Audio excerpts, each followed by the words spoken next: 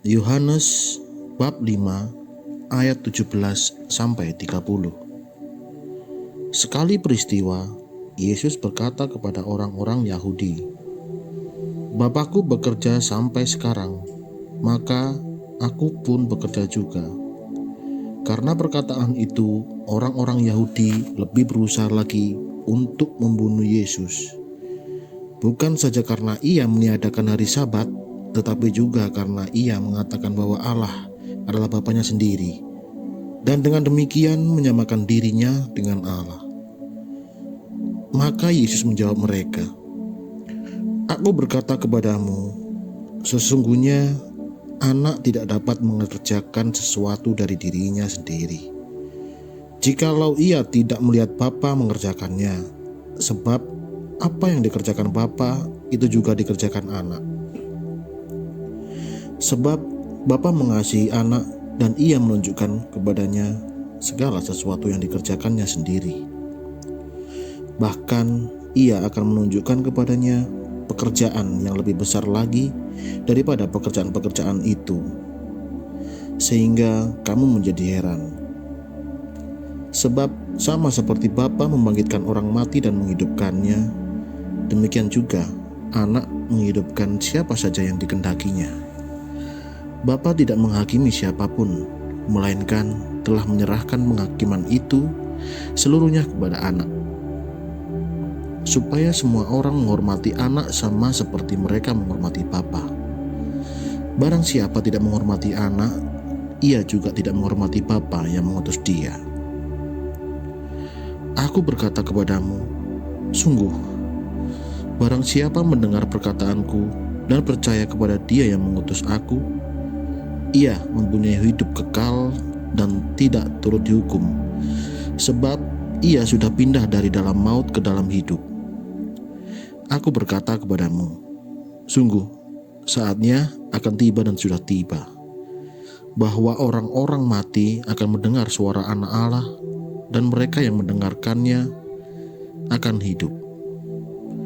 Sebab sama seperti Bapa mempunyai hidup dalam dirinya sendiri, demikian juga diberikannya anak mempunyai hidup dalam dirinya sendiri. Dan Bapa telah memberikan kuasa kepada anak yang menghakimi, karena ia adalah anak manusia. Janganlah kamu heran akan hal itu, sebab saatnya akan tiba, bahwa semua orang yang dalam kubur akan mendengar suara anak, dan mereka yang telah berbuat baik akan keluar dan bangkit untuk hidup yang kekal. Tetapi mereka yang berbuat jahat akan bangkit untuk dihukum. Aku tidak dapat berbuat apa-apa dengan diriku sendiri. Aku menghakimi sesuai dengan apa yang aku dengar, dan penghakimanku adil, sebab aku tidak menuruti kehendakku sendiri, melainkan kehendak Dia yang mengutus aku." Kehadiran Yesus seringkali menimbulkan banyak pertanyaan di tengah masyarakat di zamannya.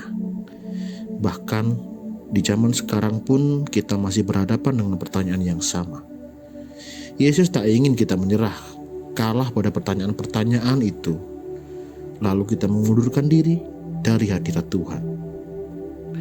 Keselamatan ada di dalam Tuhan.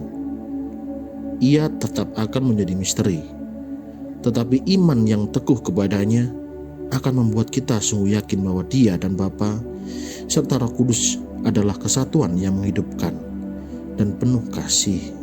Percayakah kita pada hal ini?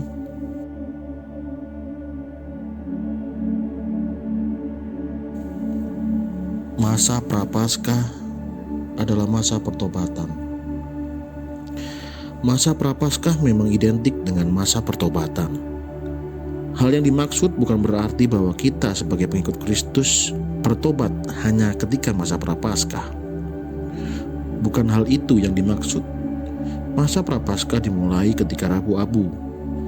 Hal tersebut hendak menunjukkan bahwa masa persiapan untuk menyambut Paskah dimulai. Kita diajak untuk mampu meneladani sengsara, wafat, dan kebangkitan Kristus melalui berpuasa, berpantang, dan bertobat. Sudahkah kita melakukan hal itu dengan sungguh-sungguh dan serius? Apakah kita menjalankan masa prapaskah ini biasa-biasa saja karena tidak tahu alasannya? Orang beriman adalah pribadi yang mampu mempertanggungjawabkan imannya. Ia harus mengerti apa yang diimani dan mengapa harus diimani. Masa prapaskah hendak mengajak seluruh umat untuk mampu menderita bersama Kristus, berefleksi bersama, dan mampu mengalami Kristus dalam perjumpaan pengalaman sehari-hari. Sesungguhnya Kristus hadir dalam hidup kita, namun kita yang kurang peka merasakan kehadirannya. Pantang dan puasa serta bertobat merupakan jalan yang bisa dilalui agar kita mampu peka akan kehadiran Allah dalam hidup kita. Sekilas memang terlihat tidak membuat nyaman raga dan fisik kita, tetapi hal itu sungguh menenteramkan hati kita. Masa prapaskah merupakan hal penting yang harus kita sadari. Hal tentang pantang dan puasa telah diajarkan oleh gereja. Semua orang beriman Kristiani wajib menurut cara masing-masing melakukan tobat demi hukum ilahi.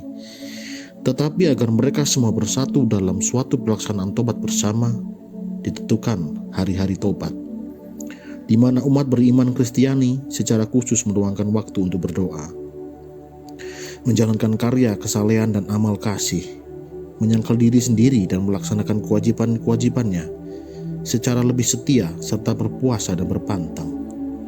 Hal ini mau menunjukkan perjalanan iman kita dengan meneladani Kristus melalui sengsara, wafat, dan kebangkitannya yang mana akan berpuncak pada saat perayaan misteri Paskah.